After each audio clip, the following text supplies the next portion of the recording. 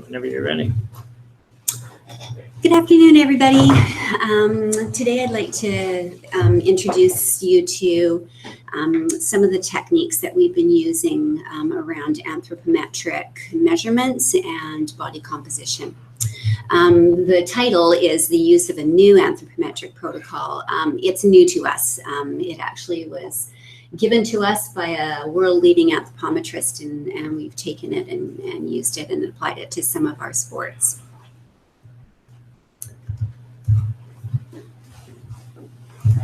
We have a number of sports that we work with that it is desirable for those particular athletes in those sports to have an increase in lean muscle mass.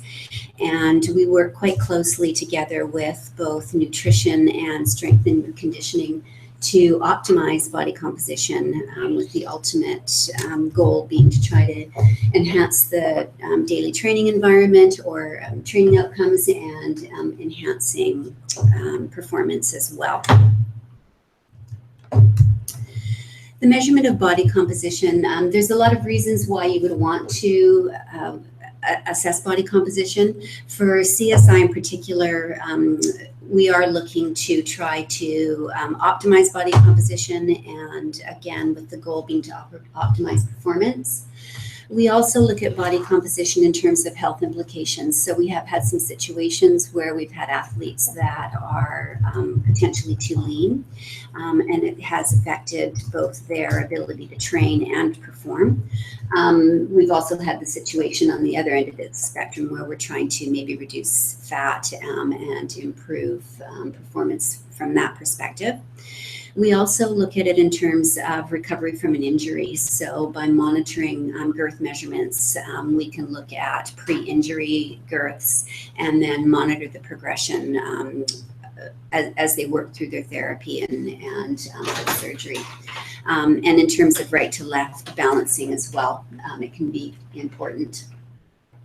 We also like to be able to provide some information surrounding interventions. So we track seasonal changes, seasonal variations in body composition, and we also like to be able to provide some information on the impact of some specific interventions surrounding body composition.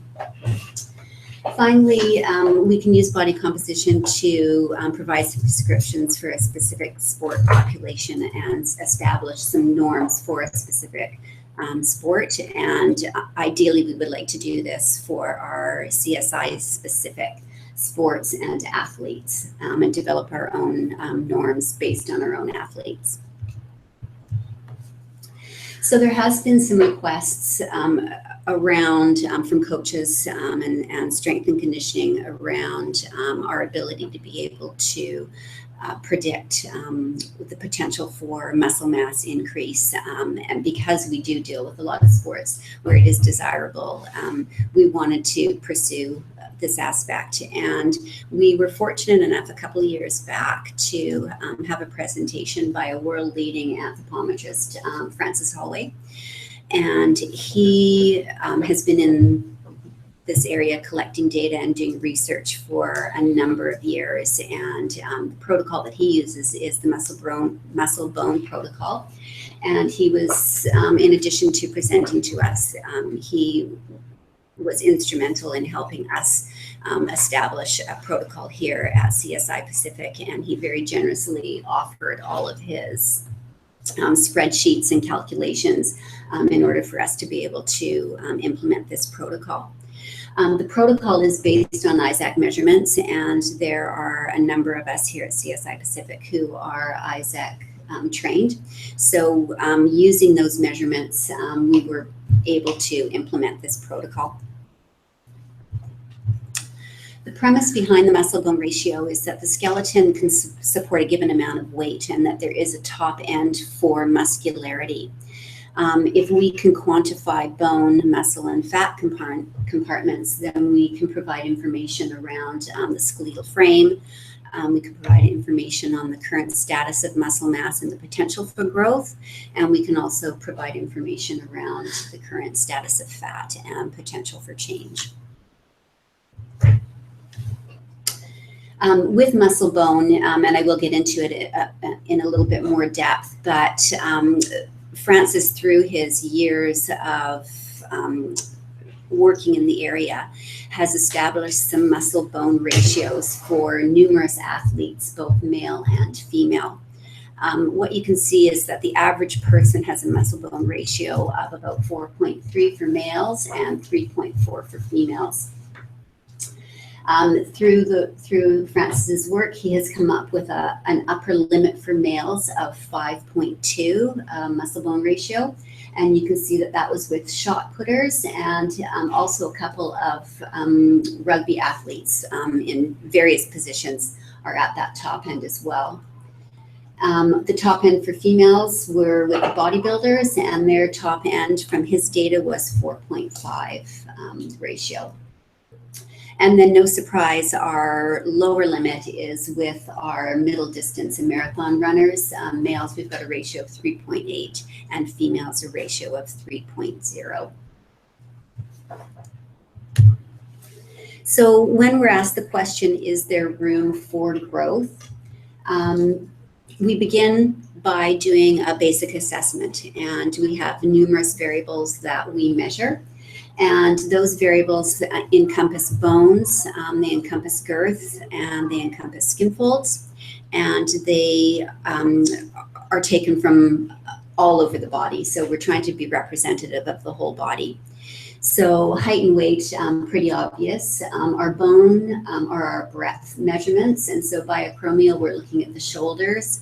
The transverse chest, we're looking at chest width, and then we're also looking at chest depth.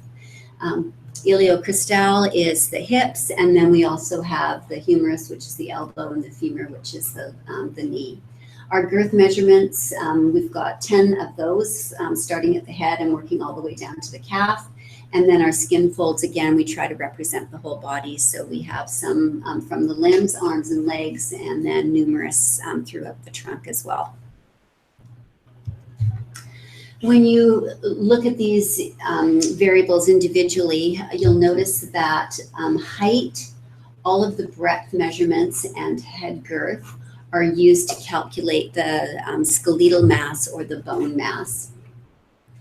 All of our girth measurements, excluding the head, are used to help calculate muscle mass, and all of our skin folds are used for the calculation of fat mass and adiposity. The calculations are extensive and extremely convoluted. They were given to us by Francis, so these are his calculations that we used. And basically, in a nutshell, what these calculations do is they segment the body into 5 compartments, and those compartments are skeleton, muscle, fat, residual, which is all of our internal organs, and then the skin. They're further segmented into Heath-Carter somatotype, and it's the same type of thing. It basically looks at the skeleton, the muscle, and the bone component. Pardon me, skeleton, muscle, and fat component. And finally, we look at proportionality. And in order to look at proportionality, we use something known as the phantom. The phantom is an arbitrary unisex reference human. It has specified characteristics for height, weight, fat, muscle, and bone. And the primary use of the phantom is to provide a scale for anthropometric variables, and it uses a Z-score to do this. So for every measurement we take, there is a set phantom measurement through which we can compare our measurements to the phantom. The phantom measurements don't change, they are set. What will change, obviously, is our own measurements. So in this particular scenario, I've selected an athlete, and if you look closer at the measurements, you'll see that our athlete, in comparison to the phantom, is heavier, so they weigh more. They are taller, both in standing and sitting height. The frame is quite similar, so the breadth measurements are quite similar. Our girth measurements for this athlete are greater, so almost all of the girths are larger, and our skin fold measurements for this athlete are all smaller. So this athlete is leaner, and they're more muscular than the phantom.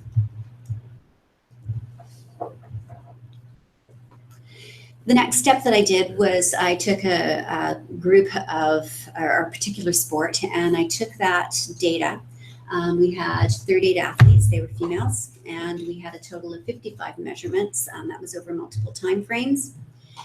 And after inputting all that data into the series of calculations, we came up with a team average muscle bone ratio of 4.61.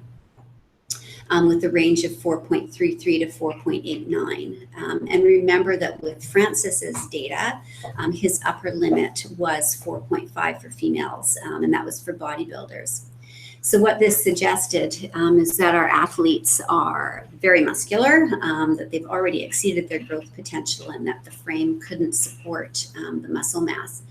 Needless to say, I freaked out, and this resulted in a flurry of emails back and forth between Francis and myself. And I was trying to figure out where I had gone wrong in terms of my measurements. I felt pretty comfortable with the girth and the skin fold measurements. I've done quite a few of them. So those variables were, I felt that I had those down pat. The area that I was concerned about was the bones. Those were newer measurements to me at the time. And so what we ended up doing is I ended up sending all of my raw data to Francis.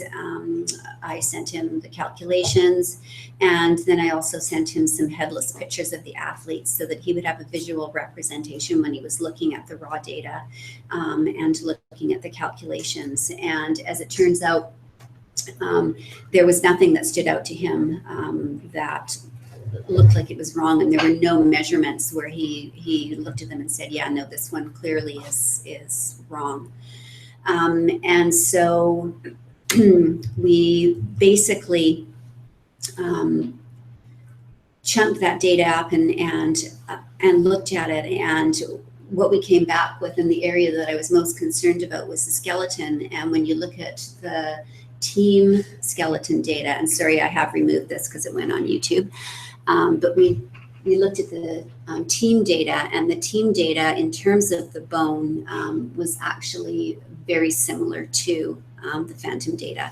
So my worry that those were the outliers actually wasn't a worry, and those values were correct. But what we did notice was the team data in terms of girths, they were all higher than the phantom with the exception of the forearm girth measurement.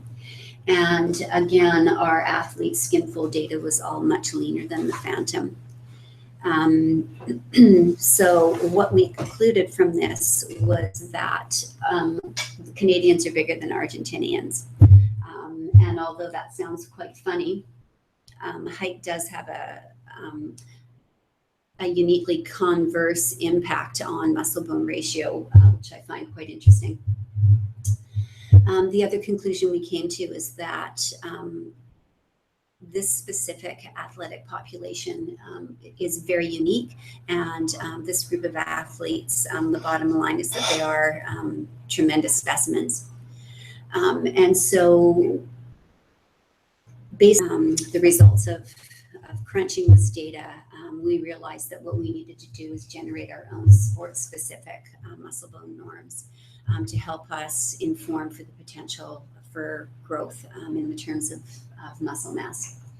And the other step that I wanted to take personally was to move away from using the phantom as a reference and develop a team-specific phantom. And so I have consequently gone through that process as well. For this particular team. So when we come back to the question, can we put more muscle mass on an athlete? Basically, what we need to do is we need to start with an assessment of their current muscle bone ratio. Through all the measurements that I previously showed you and run all those measurements through our calculations and come up with the muscle bone ratio. The next step is to look at our sport-specific norms for muscle bone, and we've actually been able to differentiate them by position as well. And so we look at that athlete and we look at where their muscle bone ratio is in comparison to the team average, and specifically in comparison to position. And then our third step is to look at a team average growth potential. So within that sport, what can we expect to see in terms of growth for muscle mass? If Holly were here right now, she would be presenting this data because she's the one that crunched all the numbers. But basically, we had 6 years of data. And so Holly was able to take that data, and we were able to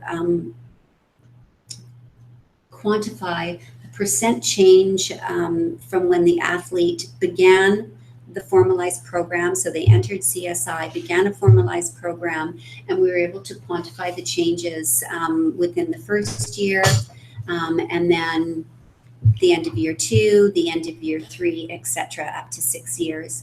The one thing I want to point out is our numbers. So we have an N of 51. And those are athletes that have been in the program for a year. And then we've got 37 athletes that we reused who've been in the program for 2 years, and 25 athletes that we were able to use their data for percent change in the program for 3 years, etc. When we get out to 5 and 6 years, our numbers are quite a lot lower, and so the interpretation at those endpoints are quite a lot weaker than years 1 through to 4. The variables that we use to try to look at potential for growth, we use the weight to sum of 7 ratio. This is a ratio that all of our athletes are familiar with, and basically it takes all of our skin fold data, sums it up, we get a sum of 7, and then we divide that into weight. And that ratio now informs the athletes. If the ratio is increasing, it means that they are getting leaner. So that ratio increases either if sum of 7 drops, so they lose fat, or that ratio increases if their weight increases and their sum of 7 stays the same. And again, suggesting that they've put on lean tissue. So that's the blue line on our graph, and what you can see is that when the athletes are in the program for a year, they have about a 7% change in their ratio. And then when they've been in the program for 2 years, that by about 12%. 3 years, we add an additional 10%, etc. The other thing that we look at is just lean tissue, or the drop in body fat. So that's our sum of 7, that's the green line. And you can see that over the years, each and every year, the athletes are losing fat, and the sum of 7 number is decreasing by 5% within the first year, another 10% within the second year, another 4% within the third year. So the athletes are getting leaner as they stay in the program. Lean mass index, I tend to not use this very much. It's basically using weight and sum of 7, but it uses the sum of 7 to what do you say when you put it to the little, I just lost my train of thought, to the little hat. You guys know this. The power? Pardon me? To the power? Yes, thank you, to the power. So it's taking sum of 7 to the power, and it's just a number. I actually prefer to work with raw data, and so I'm much more familiar with the weight to sum ratio and much more familiar with the sum of 7 as our athletes. So some people are interested in lean mass index. It is showing growth, although it's a lot more conservative than the raw data. The other thing that we've looked at is we have looked at percent change in our girths. And so we've got arm girth, we've got thigh girth, and we've got calf girth, and they've all been corrected for fat. And once again, you can see that the athletes have a potential for growth. Again, I would look at year 5 and 6 quite tentatively, just because the numbers are so low there. And so if an athlete changes significantly, it's going to pull that number up or down, adding a lot more weight. So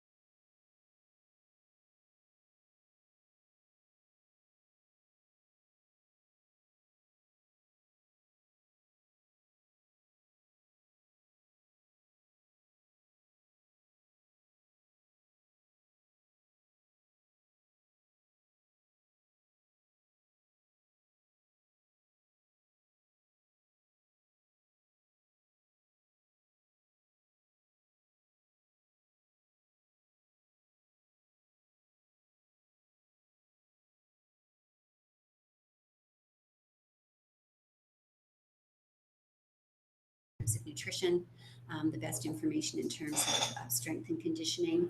And so really the only limiter for them in terms of being able to put on muscle mass is their work ethic and genetics, barring any health implications. So yeah, that pretty much sums it up. That was way quicker. I talked way faster than I did. Anyone have any questions? I'll ask one off the top. Just interested in how maybe bone density comes into all of this, and given the fact that you had a female athlete population and you know about female athlete triad, some of those issues. Did you look at that, or was that ever brought into some of the individual results that you may have seen? Yeah, so we can't directly quantify bone density with this protocol. And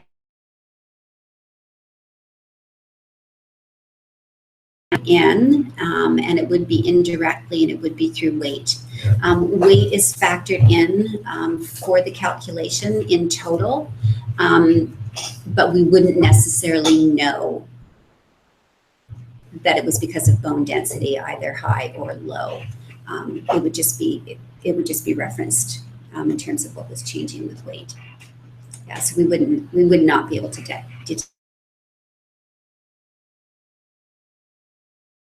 Were there any particular athletes that you may have seen that had some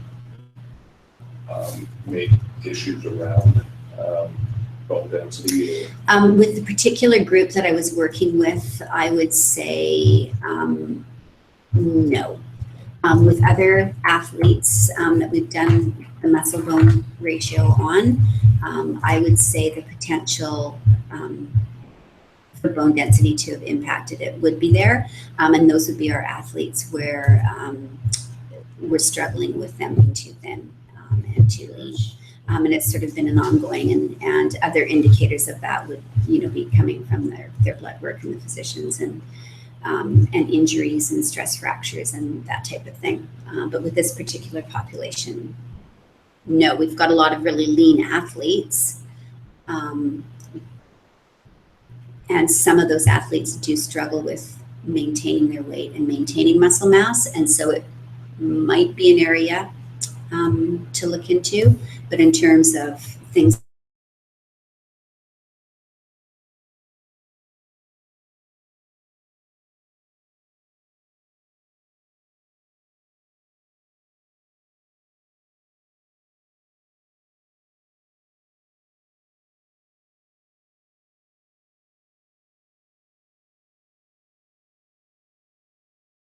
I have a question.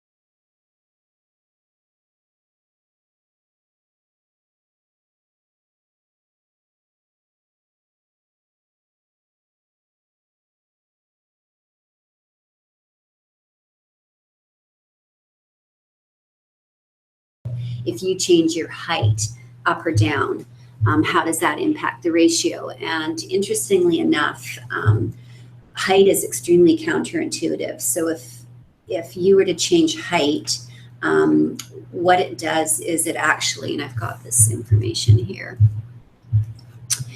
if you increase height and everything else stays the same, it took me quite a while to wrap my head around this, but it actually decreases the bony component, and your muscle bone ratio increases. And what I came to realize as I was working through the calculations, because to me, if you increase height, you're increasing the skeleton, you're increasing the bone mass. And so I would think that it would drop the ratio.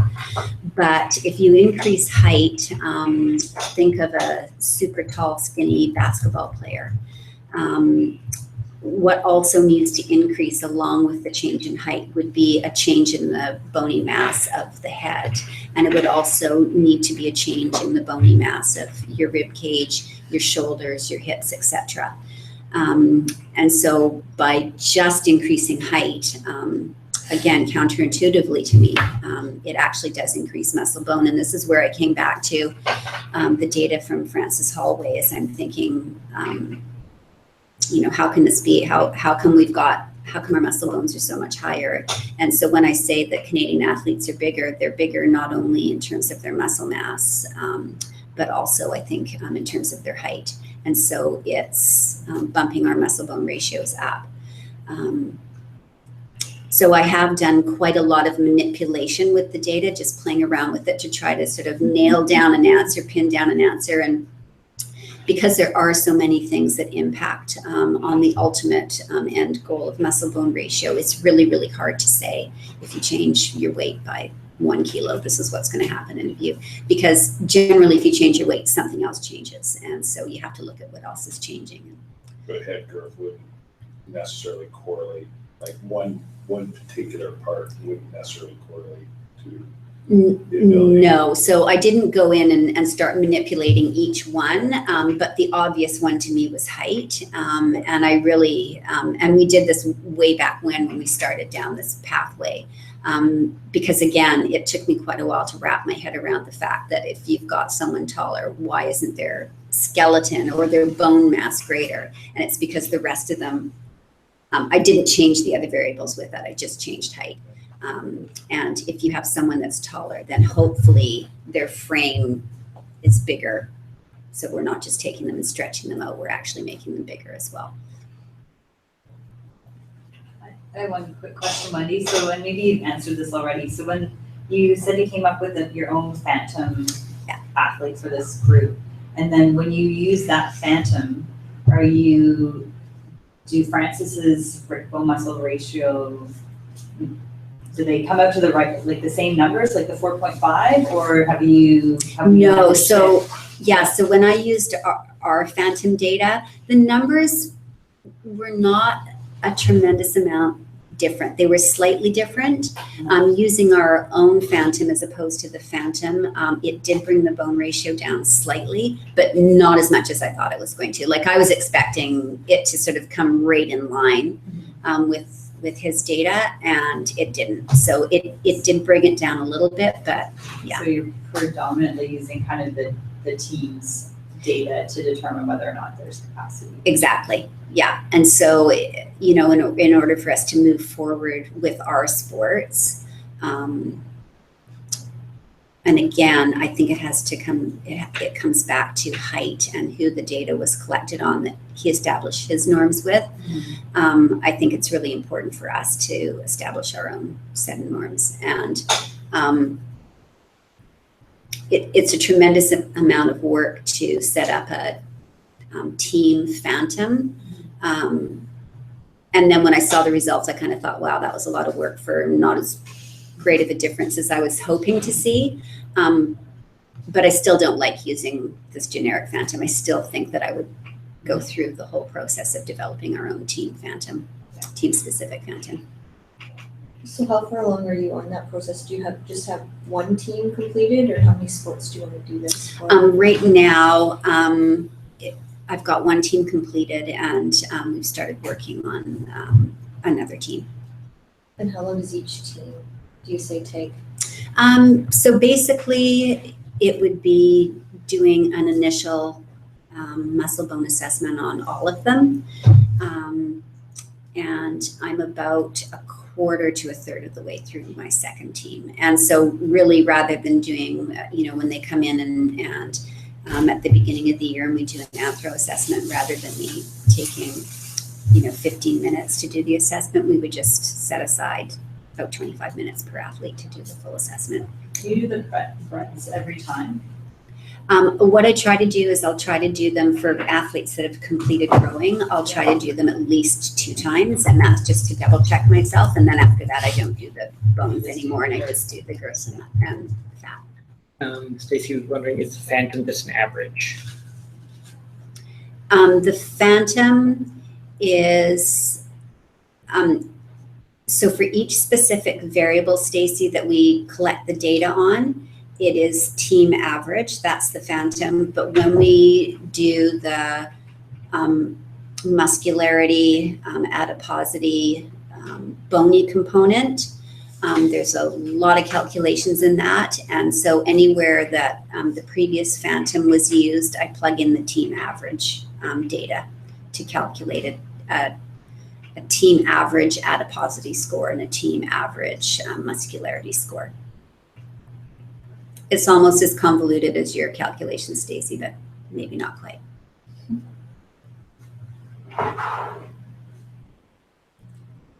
Okay, so Eli is asking, were some of these results ever compared with values from DEXA scans? No. But if Sue gets her wish, we'll get a DEXA.